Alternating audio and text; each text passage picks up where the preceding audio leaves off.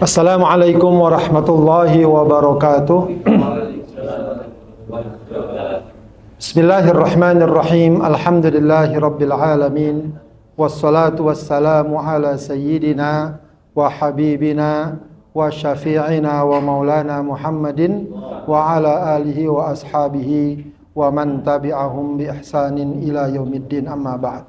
Allahumma 'allimna ma yanfa'una wanfa'na bima 'allamtana. Allahumma zidna ilman nafi'a wa amalan mutaqabbala. Para hadirin yang dimuliakan Allah Subhanahu wa taala, alhamdulillah pada siang hari ini Allah pertemukan kita kembali dalam majlis ilmu ini setelah kita melaksanakan sholat zuhur berjamaah ya, di Masjid Al-Adalah. Semoga apa yang kita lakukan diberkahi dan diridhai Allah Subhanahu wa taala. Amin ya rabbal alamin. Para hadirin sekalian, pada kesempatan kajian ini saya akan menyampaikan satu tema ya, yang mungkin sangat umum ya, dan sudah sering kita dengar ya, yaitu relasi. Relasi ini bukan relasi dagang ya. Relasi atau hubungan antara keimanan kita dan akhlak kita. Ya, ini satu hal yang sebenarnya sangat mendasar bagi kita sebagai seorang muslim. Ya, dulu mungkin waktu kecil kita, waktu di SD, SMP, kita kenal ada pelajaran namanya akidah akhlak. Ada nggak? Ada. Sekarang masih ada nggak tuh? Pelajaran akidah akhlak. Ya. Mungkin istilahnya udah nggak ada ya. Meskipun pasif akidah ada kajiannya, akhlak ada kajiannya. Tapi dulu kita dengar istilah kajian akidah akhlak. Ya.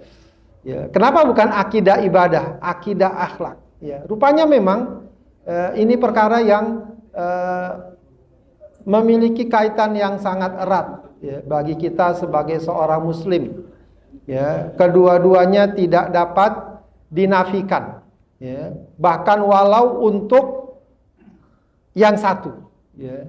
Jadi maksudnya adalah atas nama akidah lalu kita abaikan akhlak, atas nama akhlak lalu kita abaikan akidah, tidaklah demikian ya. Justru kedua-duanya harus kita hadirkan, bahkan saling menguatkan dan saling menyempurnakan.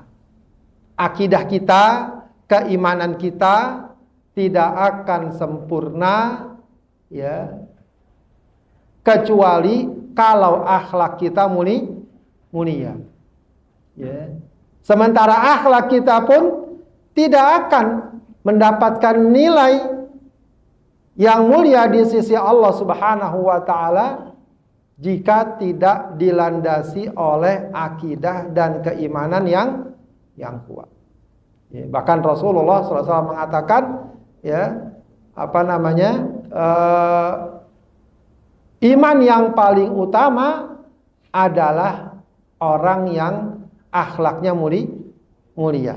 Ya. Bahkan dalam satu hadis ya cukup, dan banyak sekali ayat-ayat atau hadis-hadis yang mengaitkan antara keimanan, antara akidah kita dengan akhlak kita. Dalam satu hadis ya riwayat Ahmad ya, hadis sahih, dikatakan la yastaqimu imanu abdin hatta yastaqima qalbuh wala yastaqimu qalbuh hatta yastaqima lisanuh. Tidaklah lurus iman seorang hamba sebelum lurus hatinya. Tidaklah lurus hati seorang hamba sebelum apa? Lurus lisannya. Ya.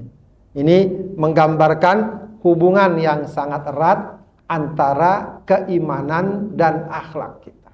Ya, karena itu para hadirin yang dimuliakan Allah Subhanahu wa taala, ya, ketika kita berbicara tentang keimanan, itu artinya kita harus menghadirkan akhlak, ya, bahkan itu boleh dikatakan sebagai ya wujud dari keimanan yang benar.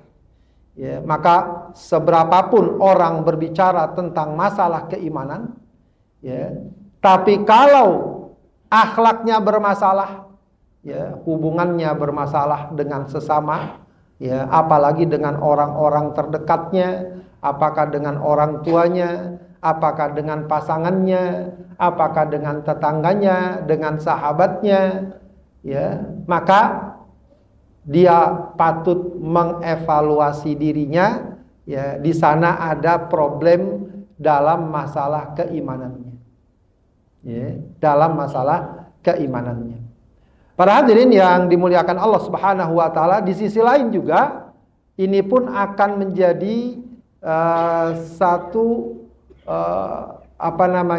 kekhususan, kalau boleh kita katakan demikian, terkait dengan kedudukan akhlak dalam Islam. Ya, tentu saja siapapun orangnya, apapun latar belakang latar belakang sosialnya, bahkan latar belakang agamanya sekalipun, setiap orang pasti ya menginginkan akhlak yang baik, pasti menghormati, ya kalau bahasa sekarang yang lagi rame, etika yang baik, ya sikap dan etik yang baik, ya. Dan itu memang seringkali punya irisan yang sangat besar, ya. Ketika kita berbicara tentang akhlak, sopan santun, attitude, ya, itu biasanya punya irisan yang besar. Bahwa agama apapun, keyakinan apapun, bangsa apapun biasanya punya nilai-nilai, ya, etika yang sama, ya, secara umum tentang kejujuran, kesabaran, keberanian, menepati janji dan sebagainya. Itu adalah akhlak yang, ya, diinginkan dan diharapkan oleh semua orang, apapun agamanya. Tapi para hadirin sekalian, dalam Islam, ya, nilai-nilai akhlak itu ada kekhususannya. Ya, kekhususannya diantaranya adalah ini, bahwa nilai-nilai akhlak dalam, ya, ajaran Islam itu tidak dapat dilepaskan oleh keimanan kita kepada Allah Subhanahu wa ta'ala. Ya, makanya ada yang mengatakan, ya, kenapa dalam Al-Quran Allah memuji Rasulullah, ya, karena akhlaknya. Kenapa bukan karena keimanannya? Kenapa bukan karena akidahnya? Kenapa bukan karena ibadahnya? Wa innaka la'ala khuluqin azim. Sungguh engkau wahai Rasul adalah orang yang memiliki akhlak yang mulia. Begitu ya, akhlak yang mulia. Dikatakan bahwa ketika Allah memuji Rasulullah bahwa dia adalah orang yang memiliki akhlak mulia, itu sesungguhnya merupakan refleksi dan gambaran tentang betapa mulianya keimanannya, betapa bagusnya ibadahnya. Ya. Kenapa? Karena ketika iman seseorang baik, akidah seseorang bagus, ibadah seseorang bagus, ya, maka wujud nyatanya akan tampak dari sikap dan perilaku sehari-hari. Ya, maka ini hendaknya menjadi catatan kita. Ada beberapa hal yang tadi kita katakan, ya, relasi antara iman dan akhlak itu akan menjadikan akhlak dalam ajaran Islam atau akhlak pada seorang muslim itu menjadi istimewa ketimbang misalnya dia dilihat secara umum saja. Ketika seseorang melandasi akhlaknya dengan keimanan, maka insya Allah akhlaknya akan ajak dan akan kokoh, tidak mudah berubah kapanpun dan dimanapun. Ya, kenapa? Karena landasannya keimanan. Ya, sebab dalam kehidupan kita dapati, ya, nilai-nilai kehidupan sering bergeser. Yang dulu dianggap baik, sekarang dianggap tidak baik. Yang dulu dianggap tidak baik, sekarang dianggap biasa-biasa saja. Ya. Tapi kalau landasannya keimanan, sama saja. Yang dulu dianggap tidak baik, sekarang tetap tidak baik. Yang dulu dianggap baik, sekarang baik. Ya. Dulu misalnya yang namanya menghormati orang tua, birrul walidain, itu tetap merupakan ajaran akhlak yang mulia. Sekarang gimana? Ya sama. Tetap merupakan ajaran akhlak yang mulia. Kalau seseorang melandasi akhlaknya dengan keimanan, itu tidak berubah. Tapi kalau orang, ya, sekedar ya, melandasi akhlaknya dengan apa yang mungkin biasa dia lihat, dia dapatkan. Oh, ternyata orang-orang sudah biasa-biasa saja dengan orang tuanya, nggak peduli dan lain sebagainya. Bahkan di beberapa negara, hubungan anak dengan orang tua udah hubungan ya kepentingan. Ketika orang tuanya dianggap tidak menguntungkan, sudah ya ditaruh di tempat apa namanya, penampungan, jompo, dia nggak pedulikan karena hubungannya sudah serba materi. Ya. Ada perubahan. Ya. Ketika dia tidak memiliki pondasi keimanan. Ya. Dulu siapapun orangnya, ya akhlak misalnya antara laki dan perempuan. Ya, walaupun mungkin dulu bukan santri, orang tidak gampang ya membawa anak perempuan, ya bukan istrinya, bukan mahramnya, gandengan. Ada nggak kira-kira zaman dulu orang tua kita? Ya, kalau dengar ceritanya nggak ada. Ya, kalaupun ada mungkin sebatasnya aja gitu ya. Tidak berani seperti sekarang dibawa ke sana, dibawa kemari. Ya, itu udah menjadi akhlak. Ya, sekarang bagaimana? Kalau melandasi nilainya dengan keimanan, tetap tidak berubah. Memang begitu akhlak yang diajarkan. Ya, yang diajarkan begitu. Ya, tapi kalau tidak dilandasi keimanan, oh enggak, sekarang zaman udah berubah. Ya, akhirnya terjadilah pergaulan bebas. Sebagian orang menganggapnya biasa, sebagian orang tua bahkan menganggapnya juga biasa. Ya, anaknya jalan sama laki dan perempuan dan lain sebagainya, menjalin hubungan hingga naudzubillah kadang-kadang terjadi hal-hal yang terlampau jauh. Dulu orang menutup aurat biasa, walaupun mungkin gak menutup aurat sempurna, setidaknya pakaiannya sopan. Ya. Zaman bergeser, kalau landasannya iman tidak berubah, ya tetap begitu sampai sekarang juga begitu. Ya. Begitulah ketika akhlak memiliki landasan iman yang kuat. Ya. Kemudian ketika akhlak ya, dilandasi oleh keimanan yang kuat, ya, maka akhlak itu akan muncul dari dalam diri kita. Ya, orang sekarang bilang dia orisinil. Ya, memang begitu. Ya, bahkan kalau menurut Al-Imam Al-Ghazali, yang namanya akhlak itu sesuatu yang kita lakukan dengan ringan, refleks, tanpa berpikir lagi. Karena apa? Sudah menyatu dalam diri kita, dalam sikap kita, dalam tindak tanduk kita. Jadi sikapnya udah nggak diatur-atur lagi atau diukur-ukur lagi. Oh ini akhlaknya gimana? Enggak, karena udah menjadi karakter. Karena akhlak itu udah menjadi karakter.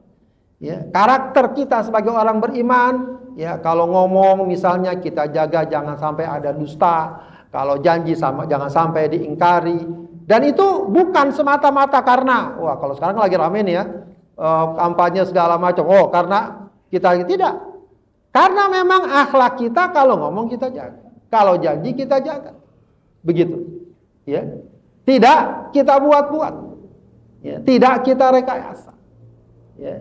Orang sekarang bilang istrinya pencitraan, ya.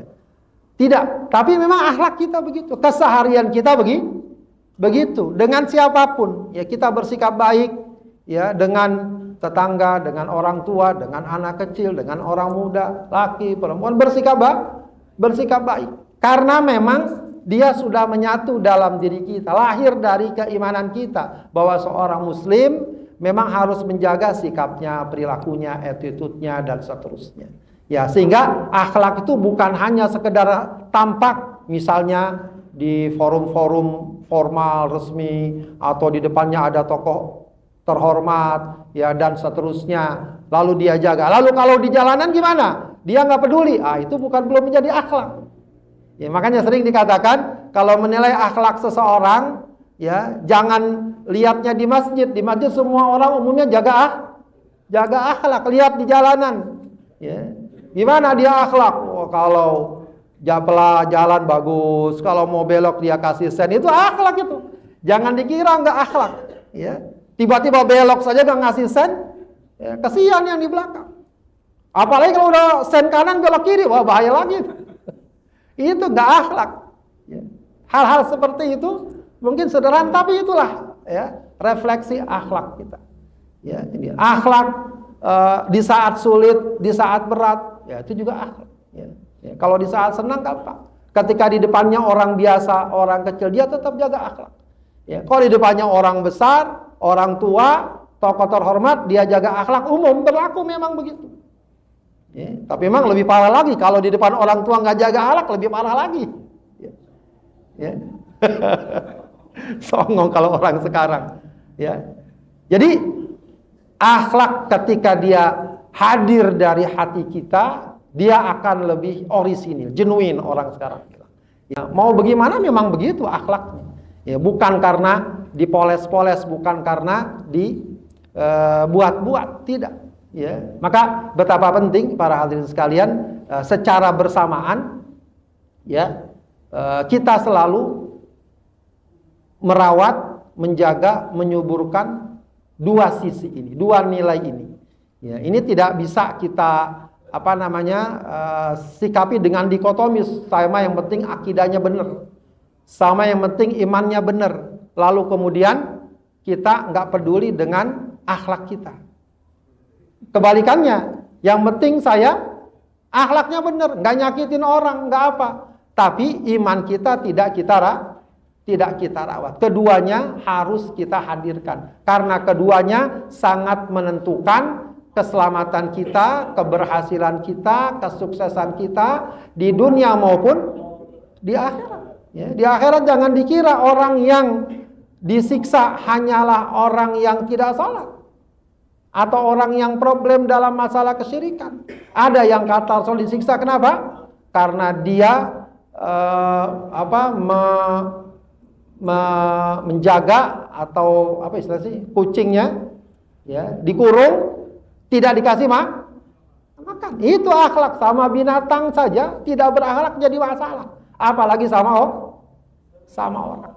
Kebalikannya, jangan dikira yang masuk surga juga hanya orang-orang yang rajin sholat segala macam. Termasuk yang juga dapat menyebabkan seseorang masuk surga adalah karena akhlaknya. Bahkan dia akan mendapatkan kedudukan yang mulia karena akhlaknya. Nah, dua-duanya itulah yang harus kita jaga dan kita hadirkan. Baik para hadirin sekalian, ya saya kira tidak berpanjang kalam apa yang dapat sampaikan, sekedar untuk mengingatkan kita betapa penting bagi seorang muslim ya selalu merawat dan menjaga imannya, sekaligus juga dia selalu merawat dan menjaga akhlaknya. Mudah-mudahan Allah jadikan kita orang-orang yang kuat imannya dan bagus akhlaknya, sehingga mudah-mudahan kita dapat berdampingan dan bertetangga dengan Rasulullah sallallahu alaihi wasallam di surga Allah Subhanahu wa taala. Subhanakallahumma wa bihamdika asyhadu an la ilaha illa anta astaghfiruka wa atubu ilaik. Assalamualaikum warahmatullahi wabarakatuh.